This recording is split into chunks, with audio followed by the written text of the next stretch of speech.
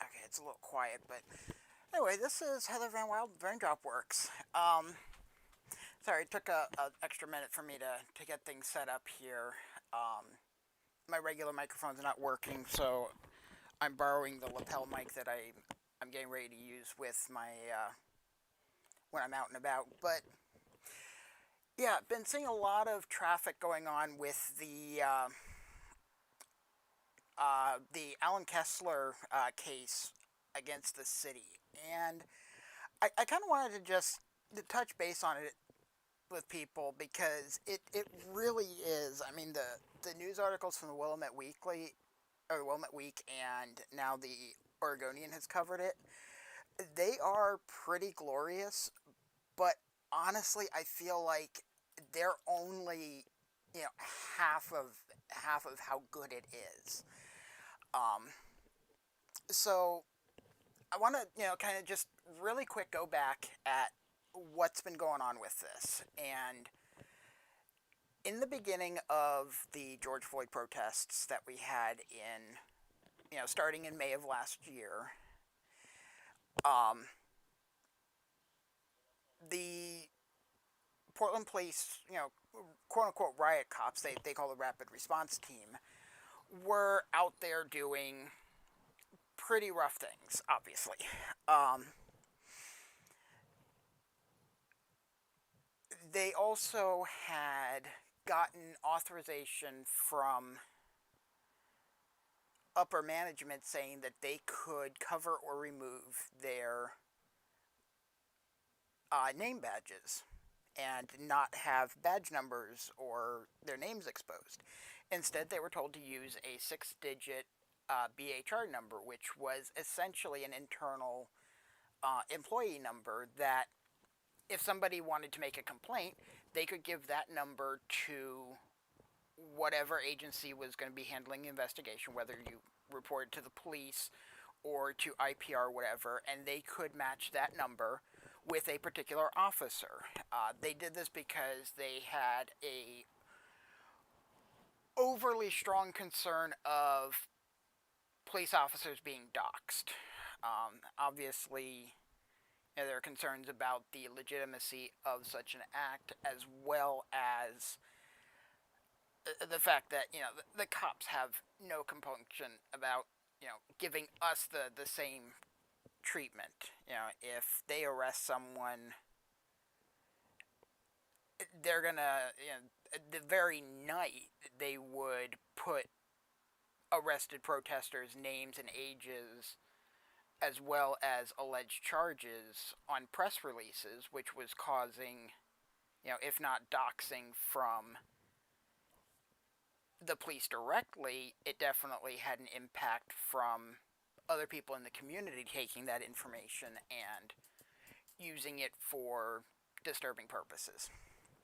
So, anyway, Alan Kessler, fairly prominent public records lawyer in the Portland area, files a public records request with the city saying, I want to have the link between these numbers that you're telling cops to wear and who the cops are. The city tried to respond saying, well, we can't give you information about specific officers unless you tell us which officers. It set up a very circular logic, a circular argument here where to identify a cop, you have to know the cop. And that's clearly not going to work.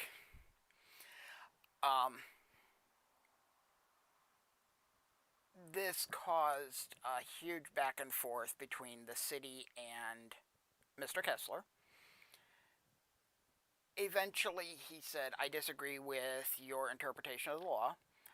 I'm going to appeal this, which in public record law, the process for that would be appealing to the district attorney, who acts as a arbitrator, kind of like a judge would in some civil cases, except he's not actually a judge.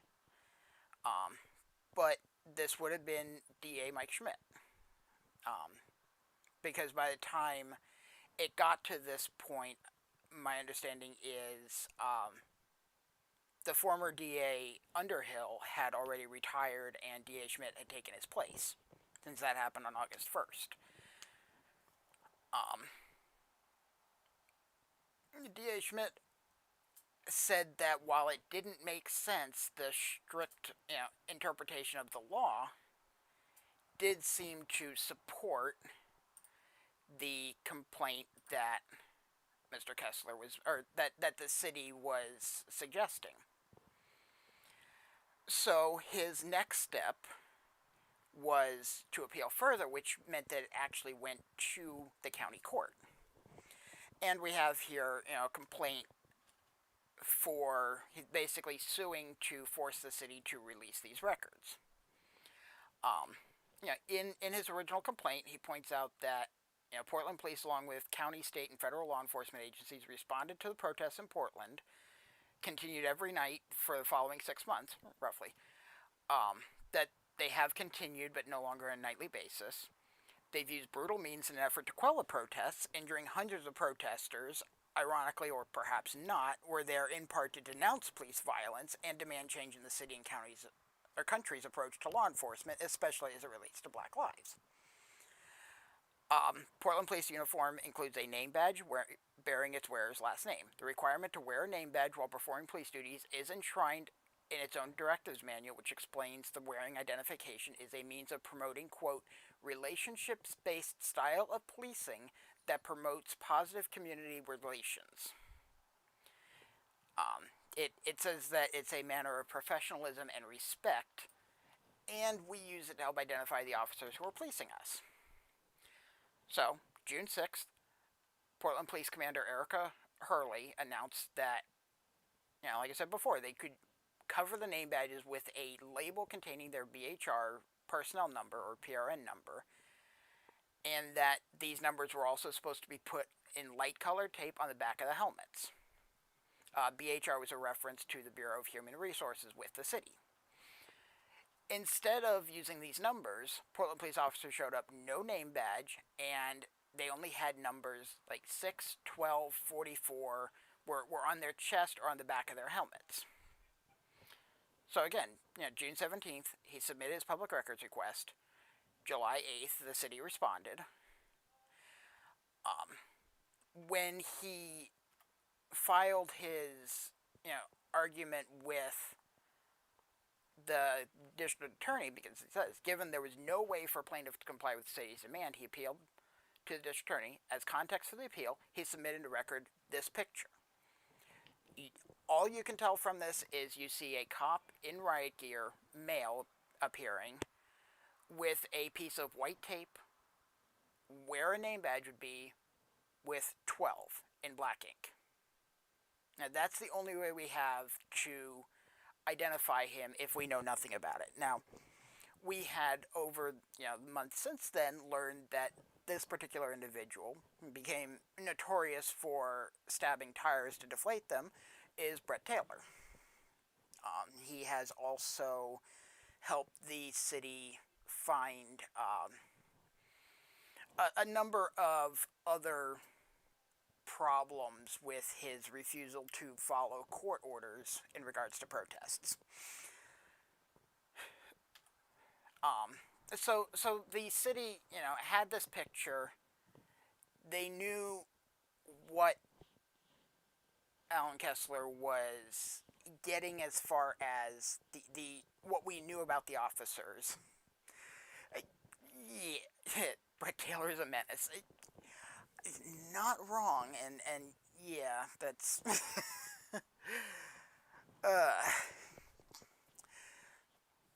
so when this came to the district attorney, the city said that the numbers worn by the officers were their employee-issued identification numbers and exempt from disclosure. Basically, a lot of personnel information is considered privileged records that are not supposed to be released to the general public. Now, for one thing, we learned since that number 12 here is not the personnel number. The city should have been able to recognize that because the city employees, they know what their personnel numbers are. It's probably printed on their pay stubs. I know it was for me when I was in the military. Um, so yeah, the district attorney felt he had no choice but to deny the plaintiff's petition, but he also recognized the absurd result and fundamental unfairness of the city's position. He his reading was that Allen had to submit names to get names, and he basically said, "This is outside of what I can change. This has to be addressed by a judge." Um,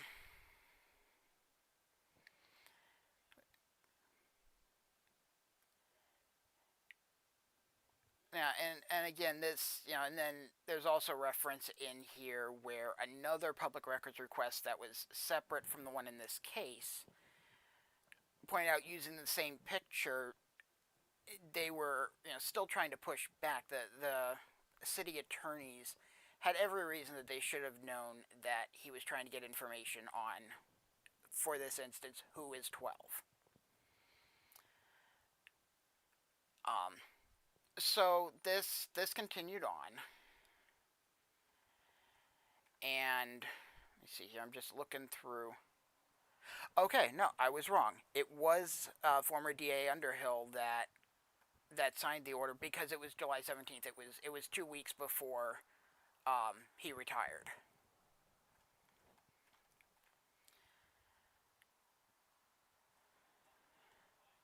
So, and then it's just going through more documentation and such.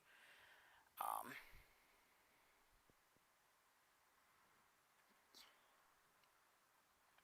so anyway, so this all comes down to,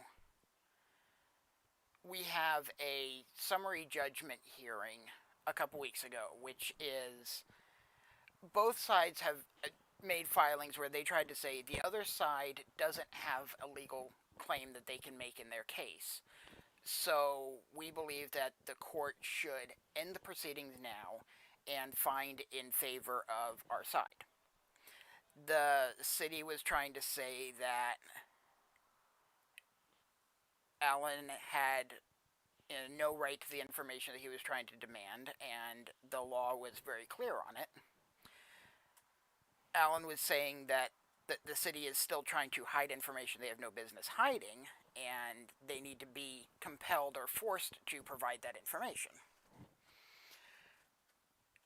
And there ended up being, and I do want to play a couple of minutes of audio from the court trial, and this is public records, much like when I streamed the Alan Swinney trial, except this is just a recording from before. This is mostly going to be Judge Thatcher, who is the older sounding gentleman, and Mark Rodriguez, who is the attorney for the city. I don't think Alan is audible in this, because the conversation was between the judge and the city at the time. But it seems to give the idea of where the judge is realizing just how ridiculous the city's argument really is. So.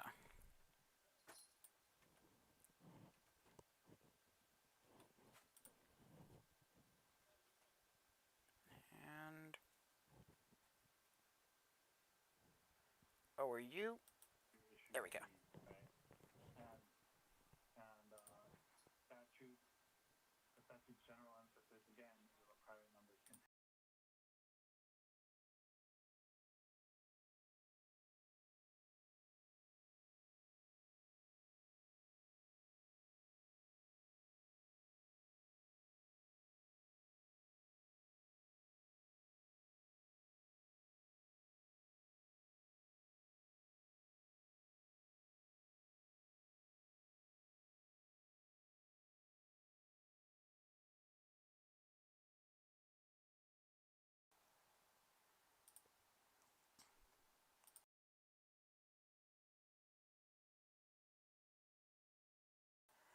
Okay, sorry about that. There was it turned out I didn't have the right audio set up because I changed the format, so it's been fixed. We'll try this again. Information system, which is the primary repository and management system for personnel records. Plaintiff argues that the exemption doesn't apply because the city hasn't shown evidence of a physical card, right, incorporating the printer numbers. The city employee physical cards that plaintiff may be referring to are not contained in the city's personnel record stored in HRIS or SAP. Those badges are simply to be able to access a city facility. And in fact, the only number associated with the card is used by the city's OMF facilities, or Office of Management and Finance Facilities Bureau, to track, freeze, or inactivate access to city facilities, and that's it. It's not tied to any other information. It's certainly not stored in your personnel record. The numbers, stored within the HRIS.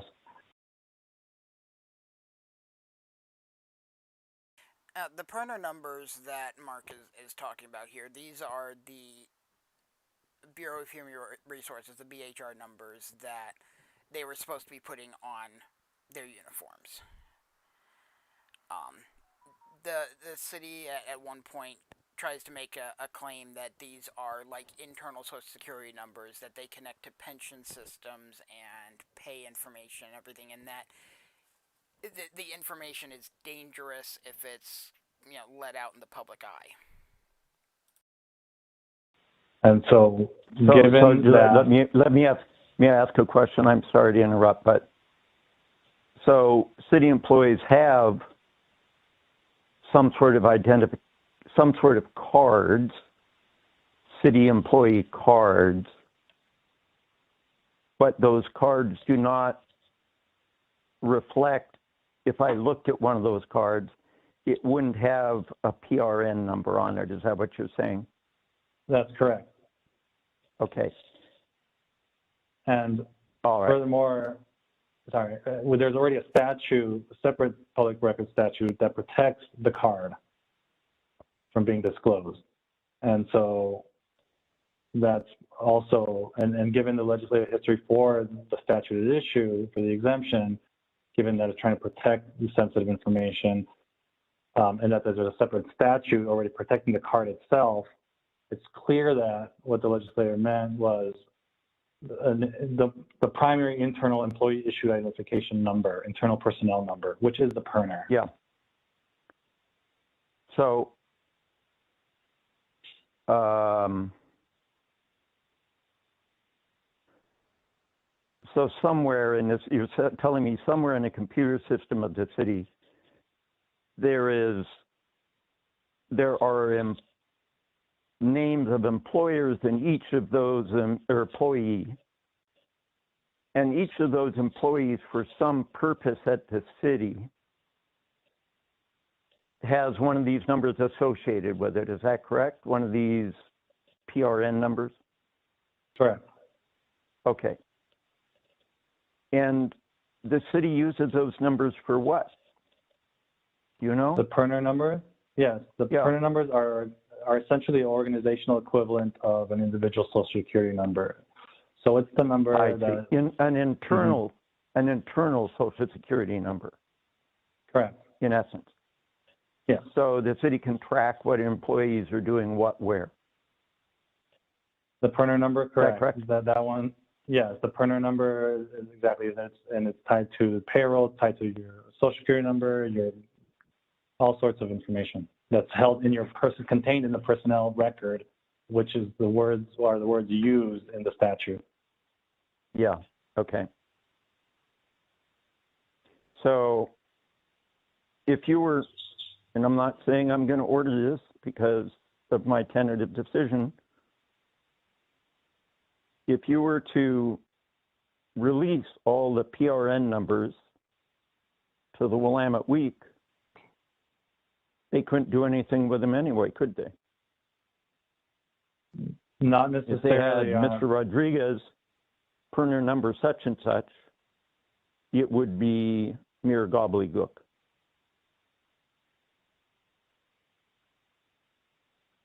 Um, I'm not. I'm not sure I fully understand. Gobbledygook is a lovely Well, legal term. if you had, if Mr. Kessler had all the PRN numbers of all the police officers,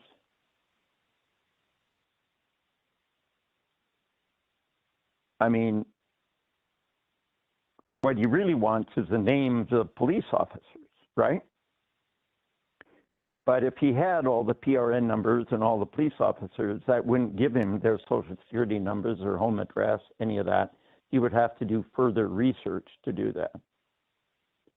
But I think that you are making the argument that once we release all these names associated with the numbers, the names themselves will be used for potentially harmful or improper purposes. Is that right?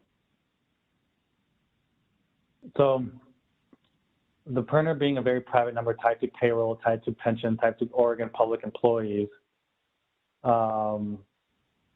that's a very sensitive number. And I'm not an expert enough in cyber attacks or doxing to know the level of access that someone with malintent or malicious intent could use that number for, but there's serious privacy concerns to the point that the legislator included it in 192.355 because of privacy concerns. Now, and that, that honestly, as soon as I heard that kind of argument, it raised huge red flags to me. Because I was listening in on this hearing when it happened.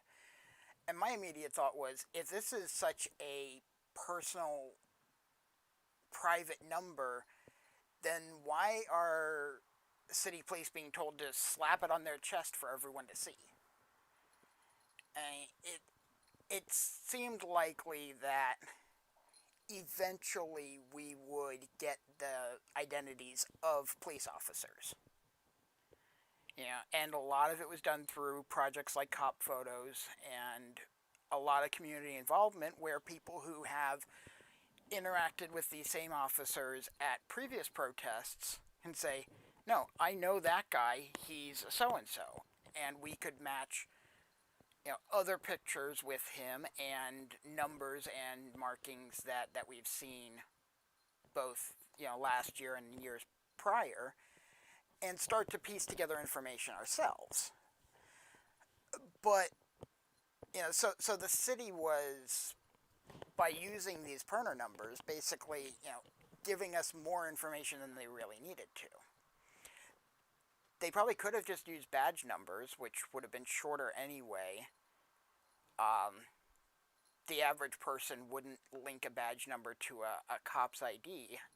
And I feel like if people were interested in interfering with, cops' families, the quote-unquote doxing or cyber attacks, which I don't know that really fit with the reality of the situation, but there was enough information already publicly available that hiding who is interacting with which citizens at which time really wasn't going to give the city any benefit. All it was doing was hurting their admitted professional relationship with the community that they rely on open officer identification for. That being said, Judge Thatcher, when he opened up the hearing on the 7th, he did say right up front, he rarely rules from the bench. He likes to, get both sides, take some time to deliberate, and then make a response. He has not, the response that he made has not made it to the official docket, but it was sent to both attorneys. I had gotten a copy of it, with Alan Kessler having released his copy on Twitter, so I had seen it, and it was truly glorious. what I played in this clip here was really just a taste of the judge realizing what the city was trying to hide from. At one point, he seems to even have suggested that with the police not using their Perner numbers and instead using these, what seemed at the time to us to be arbitrary numbers, was a violation of police policy. And there's a non-zero chance that that may come back up later. I really don't know. I really do expect to see more on this. And I'm definitely following up as we go forward. Now we have gotten the confirmation since that the numbers that at least the RRT members were wearing were their, in their team itself. They have kit numbers. You know, basically, this officer has this bag of gear that only they use. Number 12 happened to be linked to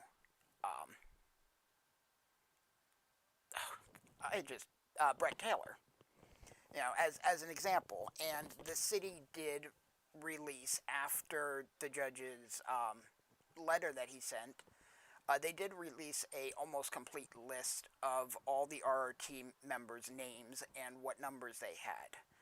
I've spoken with Alan Kessler, and he's confirmed that the city's, they did redact a couple of names, and the city stated that there are a few officers who are currently undercover, which makes their names exempt from public record searches because of the increased risk that it puts on them. And, you know, however you might feel about it, I can logistically understand that. But yeah, I wanted to go ahead and, you know, give that background and then go ahead and actually read this letter. And this was sent to both Alan Kessler and Mark Rodriguez with the city. So this was regarding Kessler v. City of Portland, 21 CV 06317. Counsel, I have reached a preliminary determination on defendant's motion for summary judgment and plaintiff's cross motion in the referenced matter. Defendant being the city and the plaintiff being Alan Kessler. For the reasons I discussed below, I will delay ruling on the motions until there is time for further proceedings on a schedule laid out at the close of this letter. I will then rule on the motions. He says that because he's going to give the city a chance to work some things out and then figure out what gets resolved by this letter, and then go back and clean up whatever needs to be cleaned up. He goes on to say, this case arises out of a public records request plaintiffs submitted to the City of Portland in June 2020. The request was precipitated by events surrounding street protests in downtown Portland in the summer of 2020. Because of the facts regarding the request and the city's response to that request are necessary to explain my decision in this case, I recount them here. After the murder of George Floyd in Minneapolis in May 2020, people began converging on downtown Portland each or nearly each evening to protest the events in the Midwest and presumably to express their dismay with the general state of law enforcement in this country. While some who came downtown surely intended to engage in peaceful gatherings to express their views, others decided to protest violently, starting fires, damaging property, assaulting the police who responded to the protests. Some, including the plaintiff here, believe that the Portland police, or some of that force, engaged in unnecessary physical confrontations and violence as well. The truth or falsity of the various narratives about the protests is not relevant here. In any case, the police felt beleaguered and threatened by the violent members of the crowds. The police bureau spokesperson who filed a declaration in this case said the bureau feared that if these protesters knew the officers' names, which are, I understand, typically visible on an officer's uniform, the officers or their families might be subject to harassment or violence at their homes or in their private lives. In reaction, Erica Hurley, one of the Portland Police Bureau's commanders, issued an edict on June 6, 2020. In that directive, Hurley informed the officers that they could cover their uniform name tags and substitute a Bureau of Human Relations PHR number. Officers were also directed to write the same number on light-colored tape on the back of their helmets. According to the city declarant, this allows the city to protect its Portland Police Bureau officers while still allowing for police accountability by identifying officers accused of perceived misconduct. Perner numbers are 6 or 7-digit numbers assigned to every employee in the city's personnel records.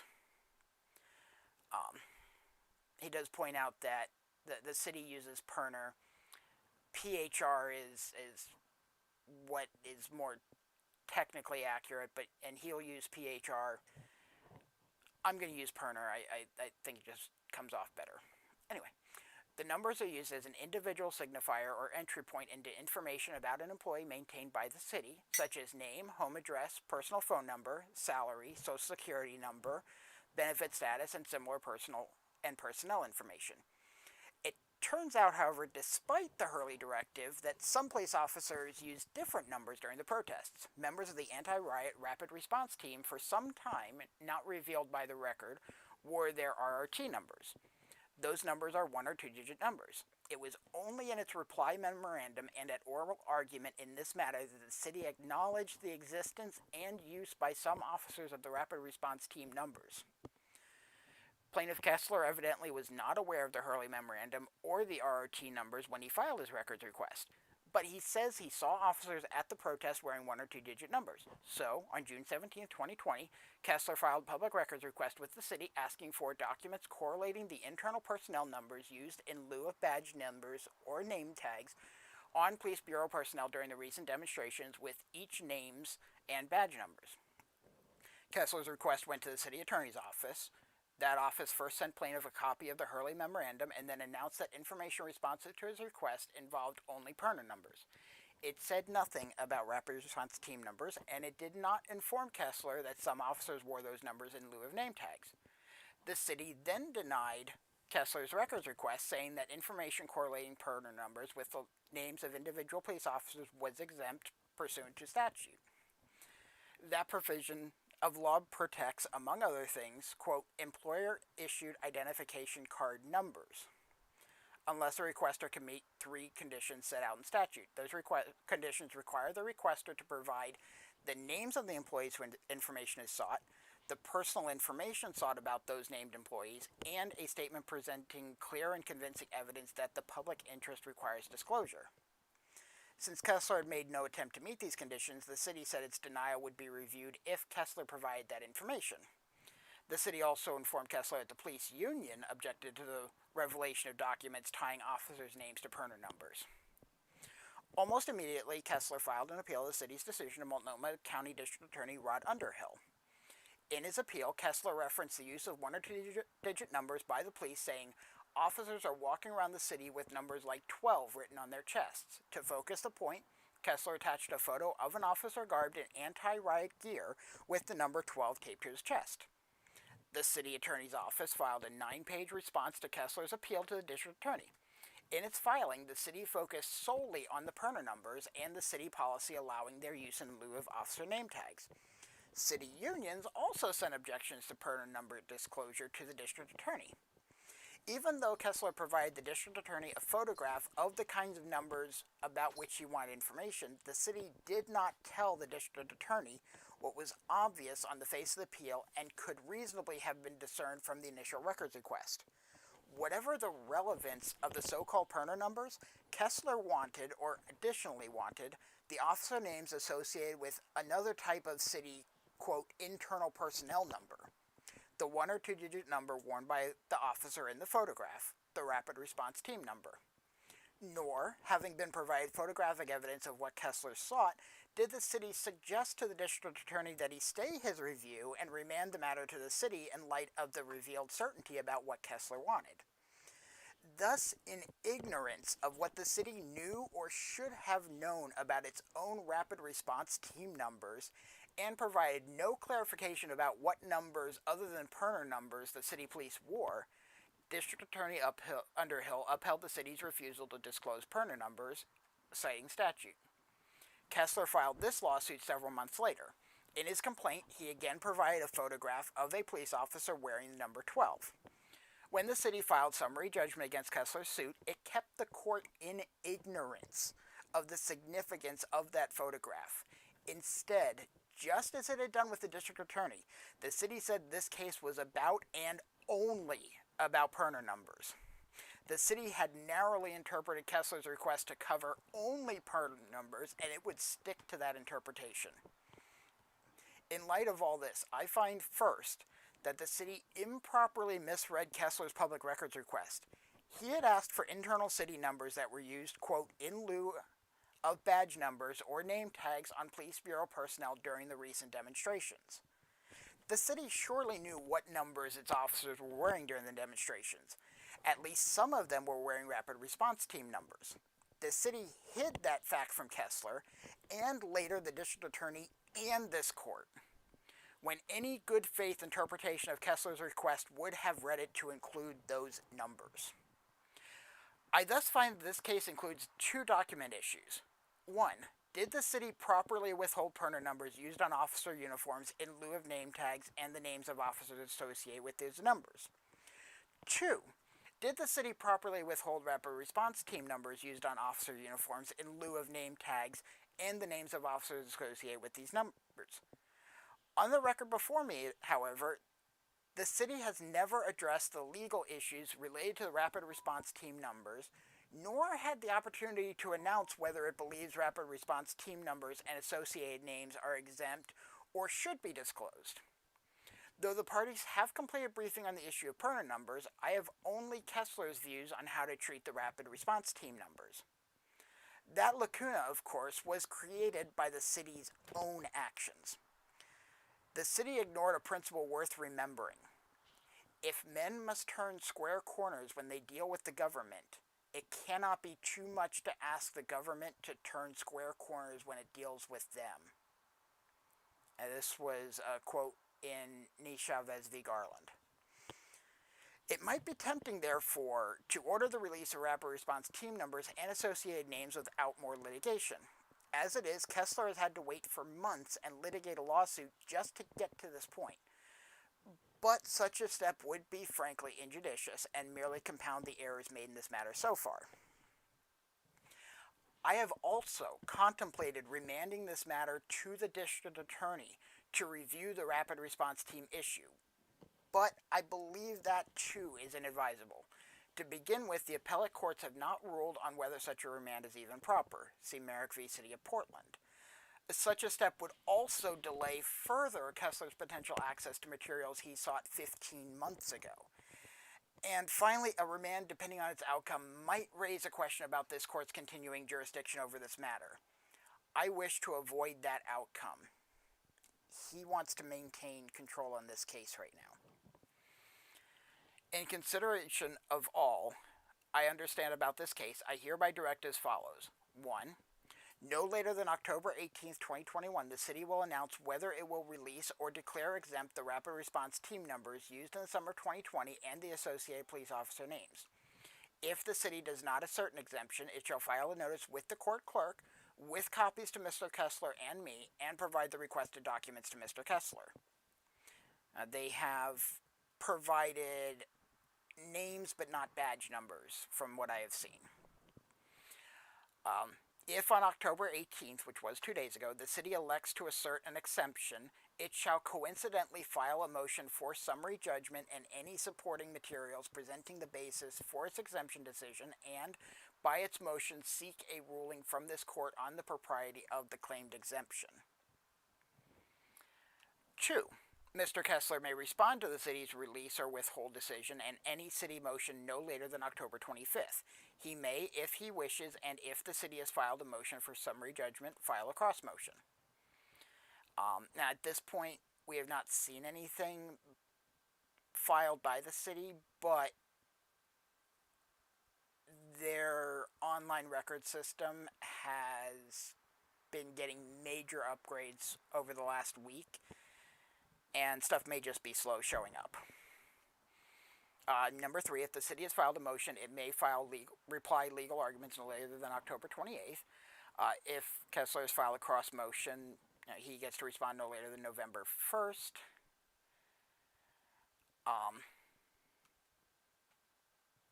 And then, then they say how the information needs to be followed.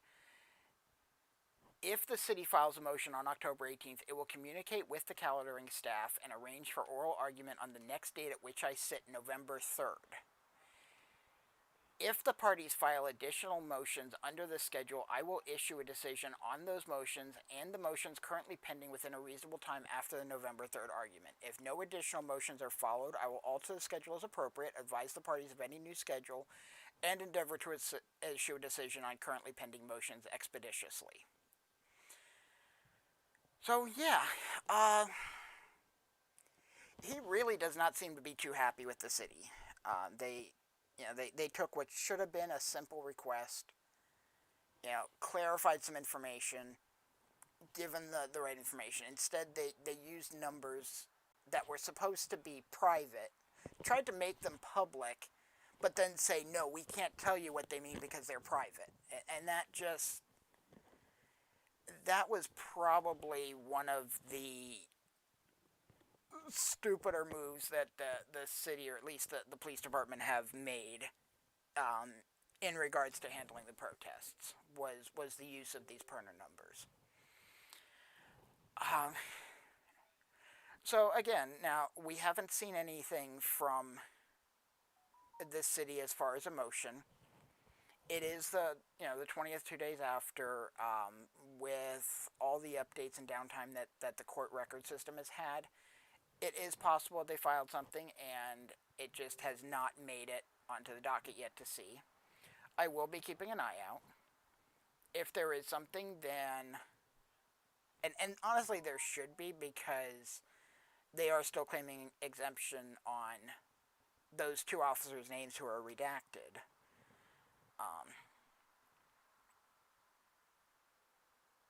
Then we will go from there, and if Mr. Kessler needs to respond, he will. Then we will find out in about 2.5 weeks. If there is a hearing, I plan to sit in on that again, and I'll try to give more information if there is a hearing and we go through anything with that. But yeah, this could still have more coming from it because of the shenanigans the police tried to get up to. I planned to sit down and read out this letter on a stream, and the weekend got busy for me. I wanted to be able to get documents from the court docket once it was available for me. And I also I've had stuff going on in my life that have prevented me from doing some of the things that I've wanted to do, and I definitely do apologize for that. I know a lot of people are still waiting on the trial audio from the Swinney case. I can confirm I do have all of it. It is all uploaded into a cloud storage. I just have to get it into a format that I can share it out easily. And I'm really hoping... I know I planned to have it done Friday or Saturday last week, but I'm really hoping in the next day or two, depending on what tomorrow is holding for me, getting that done and getting the information out so that people can see more about, or have the audio clips, because that was kind of interesting stuff. There has been, actually, it's before I close out the stream here. I probably got kicked out, yep. I did want to really quick, and I did do a tweet about this yesterday, I think it was, where there was a little bit of information from the Swinney trial. So originally the court schedule was looking at a status check on the pre-sentencing investigation on the 22nd, on Friday, and then anticipating sentencing to be on November 19th. Um, that has changed a little bit. They have canceled the status check hearing, but have actually set a later date for the actual sentencing. Um, Really quick here, just the actual verdict here. In that case, we do have individual in dark shirt on 4th Avenue. The jury had found Alan Swinney guilty. This feels kind of important to me when I'm seeing reports of police refusing to investigate criminal act or assaults and such if the victim chooses not to press charges. This was a person who was never mentioned by name, was never called as a witness. There was no documentation, yet the county was able to successfully prosecute for an assault against that person. So when I hear about anti-fascist protesters or researchers that are getting assaulted by right-wing extremists, and then the police refuse to investigate because the person doesn't want to press charges themselves, that feels like a dereliction of their duty. So anyway, count 2, unlawful use of mace on that same person, guilty. Attempted assault in the second degree. This was another person on 4th Avenue, found guilty. Unlawful use of a weapon on the 15th, a paintball gun. That was basically any time through the day when he was shooting. Count 5, assault in the second degree. This one was causing some confusion when the verdict was first read. It ended up there were 2 different ways that the jury could vote to convict. Basically, Alan's defense was that he wasn't shooting at Jason. He was shooting at someone behind Jason who was threatening him. And because of that, they said that Mr. Swinney intentionally or knowingly caused physical injury to Jason Britton by means of a dangerous weapon. They said not guilty. He didn't knowingly injure Jason. But then there was the alternative theory. Mr. Swinney intended to cause physical injury to an unidentified person by means of a dangerous weapon, and Jason Britton was injured. That he was found guilty of. So that's why there was that first not guilty in the beginning of the verdict, but at the same time he was guilty. And that was one of the 2 Measure 11 charges that were in the trial. Count 6 was the assault in the second degree against Megan Stewart. The jury said not guilty. I haven't heard of anybody interviewing any of the jury members, but from what I saw of the trial, it really did feel like the defense was making the argument that he only had this one, maybe 2 colors in his paintball gun, and what Megan got hit with was a third color that had to come from another person with a paintball gun, even though the state tried to say that that third person, their paintball gun was jammed, so they weren't able to shoot.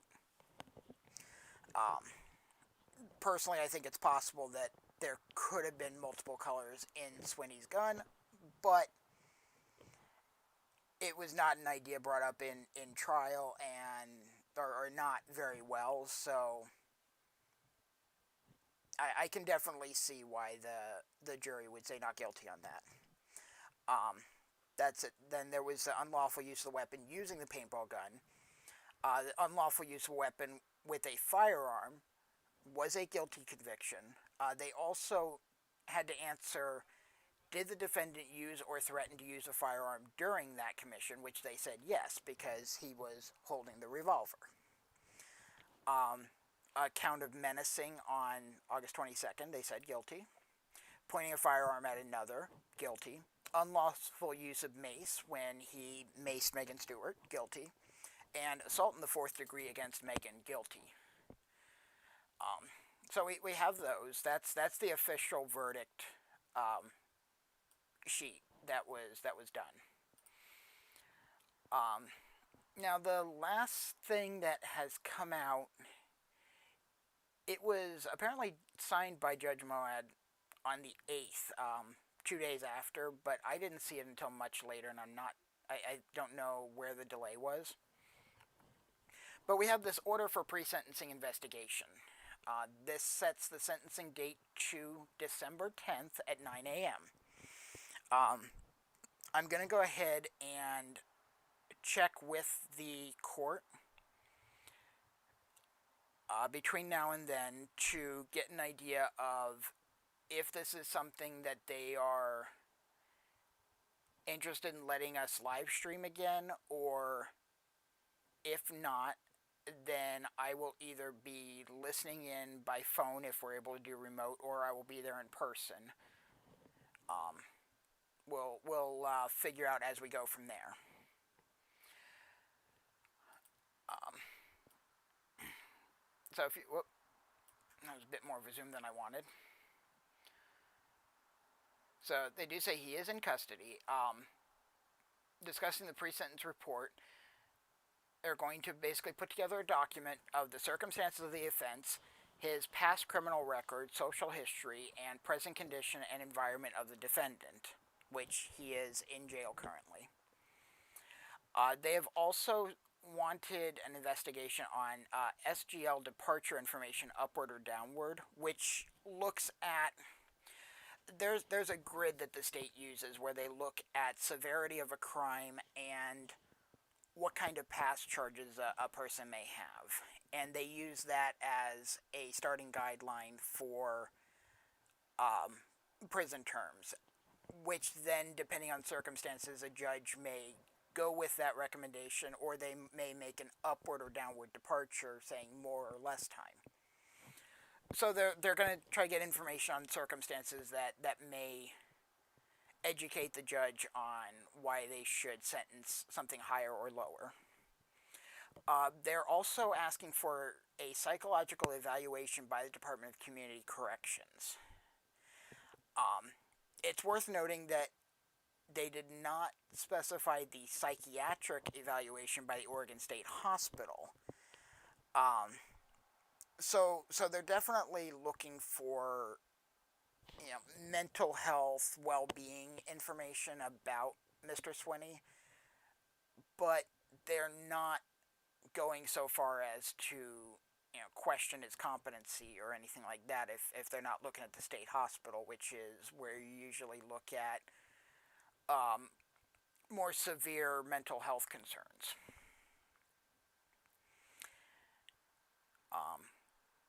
It's entirely possible that a good bit of the information that comes out of that evaluation will be private information because it is personal medical history, but it can still educate the judge.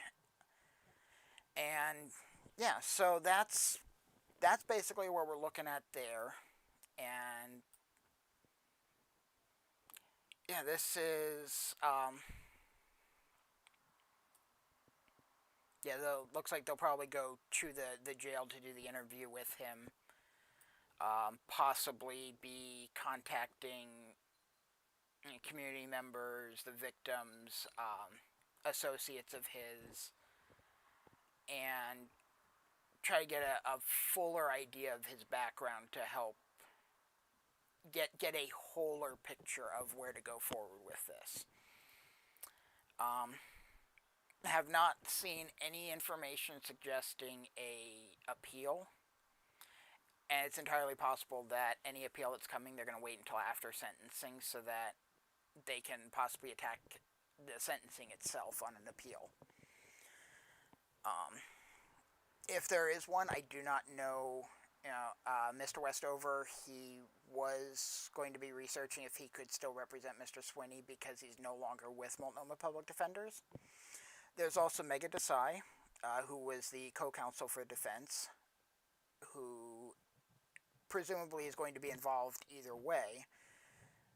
But again, we haven't seen or heard anything from either of them in regards to this. So yeah, that's basically where we're at with that.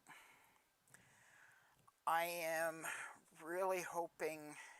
The trial took a lot out of me. It took me longer than I planned to come back from that, and I'm hoping I can start getting more stuff done. Anyway, thanks for hanging out with me for a little while. I know not a lot of people, but that's okay. If you liked what you saw here, wanted to see more, go ahead and follow, subscribe, whatever on your platform of choice. And if you do want to try to support me, there is Linktree on the YouTube channel in the description of the video, but that's not really. I mean, I got a lot of help going through the trial, and I really do appreciate that. Last month was really kind of rough, and that was a godsend. But yeah, it's take care of each other, and yeah, have a good night. Be safe.